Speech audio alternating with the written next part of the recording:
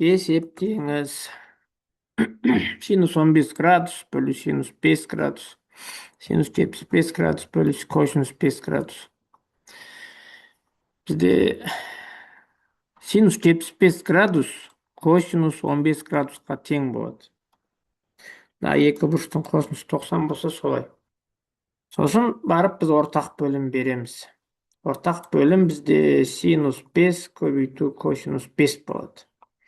Синус 15-ке косинус 5-тен берем да, косинус 15-ке синус 5-тен берем ғой. Сол кезде синус 15 көбейту косинус 5 азайту косинус 15 көбейту синус 5. Үсті формула бойынша синус 15 азайту 5-ті береді. Астында бүйтуге болады. 2-ке көбейтіп, бірақ 2-ке бөлуге болады артынан. Сонда мынау формула бойынша синус 10-ды береді. Синус 2 көбейту 5 қой, сонда синус 2 альфада. Мінеки, 2-ден 1 тұра береді. 2-ден бөлік тұра береді.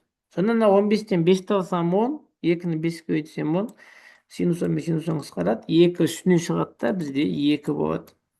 Сонда жауабы А болады. Міне А жауабы дұрыс болады.